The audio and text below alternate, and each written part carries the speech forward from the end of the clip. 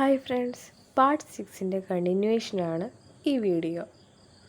ആദ്യം നമുക്ക് നോക്കാം വന്യജീവി സമ്പത്ത്. സ്വാഭാവിക വനഭൂമി ധാരാളമുള്ള ഹിമാലയ പർവ്വത പ്രദേശം വന്യജീവി സമ്പന്നവുമാണ്. യാക്ക്, കസ്തൂരിമാൻ, ഒറ്റക്കൊമ്പൻ കാണ്ടാമൃഗം, ഹിമപ്പുലി തുടങ്ങി നിരവധി ജീവിവർഗങ്ങളുടെ തനത് ആവാസ കേന്ദ്രങ്ങളാണിവിടം. ജൈവമണ്ഡല റിസർവുകൾ, ദേശീയോദ്യാനങ്ങൾ, വന്യജീവി സങ്കേതങ്ങൾ തുടങ്ങിയവയെല്ലാം വന്യജീവി സമ്പത്തിൻ്റെ സംരക്ഷണമാണ് ലക്ഷ്യം വയ്ക്കുന്നത്. അടുത്തതൊരു ടേബിളാണ് പ്രധാന ദേശീയോദ്യാനങ്ങൾ.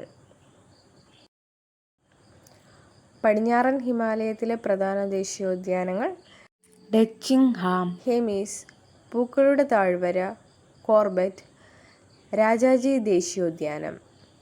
കിഴക്കൻ ഹിമാലയത്തിലെ പ്രധാന ദേശീയോദ്യാനങ്ങൾ: കാഞ്ചൻജംഗ, ദിബ്രു-സൈഖോവ, കാസിരംഗ, മാനസ്, കേബിൾ ലംജാവോ. അടുത്ത ടോപ്പിക്കാണ് കൃഷി. ഭൂപരമായ പരിമിതികൾ കാരണം പർവ്വത പ്രദേശങ്ങളിൽ കൃഷി താരതമ്യേന കുറവാണ്. ഉയരം, ചെങ്കുത്തായ ചെരിവ്, പാകമാകാത്ത മണ്ണ്, കുറഞ്ഞ താപനില തുടങ്ങിയവയാണ് പ്രതികൂല ഘടകങ്ങൾ. എന്നിരുന്നാലും ഈ പ്രദേശത്തെ ജനങ്ങൾ വിവിധ ഉപജീവന കൃഷികളിൽ ഏർപ്പെടുന്നു. പർവ്വതചരിവുകൾ തട്ടുകളായി തിരിച്ച് ഓരോ പ്രദേശത്തിനും അനുയോജ്യമായ വിളകൾ കൃഷി ചെയ്യുന്നു. നെല്ല്, പയറുവർഗ്ഗങ്ങൾ, ഉരുളക്കിഴങ്ങ് എന്നിവ മഴക്കാലത്തും ഗോതമ്പ്, മിതോഷ്ണ പഴവർഗ്ഗങ്ങൾ എന്നിവ വസന്തകാലത്തും കൃഷി ചെയ്യുന്നു. കിഴക്കൻ ഹിമാലയത്തിൻ്റെ പർവ്വതചരിവുകളിലും താഴ്വാരങ്ങളിലും, പ്രത്യേകിച്ച് അസം, ഡാർജിലിംഗ് മേഖലകളിൽ തേയിലക്കൃഷിയാണ് കൂടുതലായുള്ളത്. വടക്കുകിഴക്കൻ ഇന്ത്യയിലെ കുന്നുകളിൽ തദ്ദേശീയ ഗോത്രജനത സ്ഥാനമാറ്റ കൃഷി പോലുള്ള പരമ്പരാഗത കൃഷിരീതികൾ പിന്തുടരുന്നവരാണ്.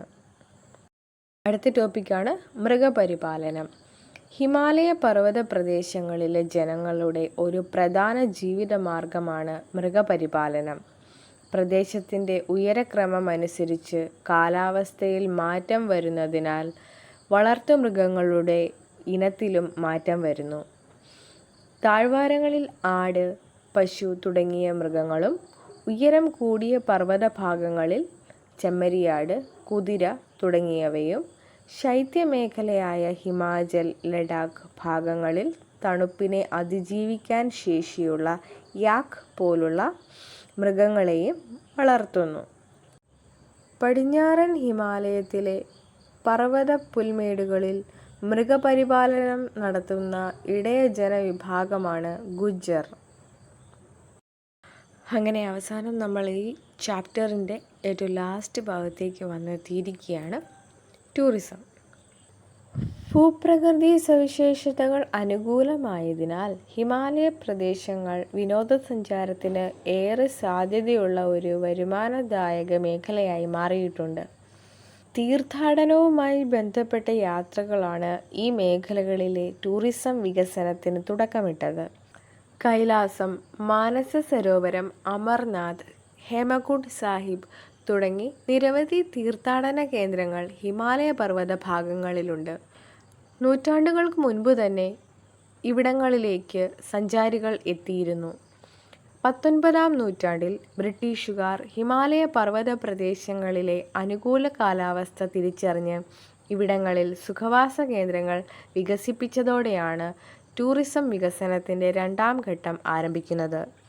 ഷിംല, ഡാർജിലിംഗ്, ഷില്ലോങ്, അൽമോറ, റാണിക്കേറ്റ്, മുസോറി, നൈനിറ്റാൽ തുടങ്ങിയ റിസോർട്ട് പട്ടണങ്ങൾ ഇന്നും പ്രധാന ടൂറിസ്റ്റ് കേന്ദ്രങ്ങളാണ്. 1953 മെയ് 29 ഷെർപ്പ ടെൻസിംഗ് നോർഗയും എഡ്മണ്ട് ഹിലാരിയും എവറസ്റ്റ് കൊടുമുടി കീഴടക്കിയതിനു ശേഷമാണ് ടൂറിസം വികസനത്തിൻ്റെ മൂന്നാം ഘട്ടമായ ആധുനിക ടൂറിസം സാധ്യതകൾ ഹിമാലയ പ്രദേശത്ത് വികസിച്ചത്.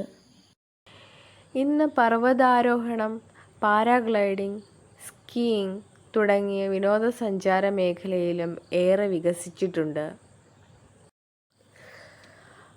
അപ്പോൾ ഈ ചാപ്റ്റർ എല്ലാവർക്കും മനസ്സിലായി കാണുമെന്ന് പ്രതീക്ഷിക്കുന്നു.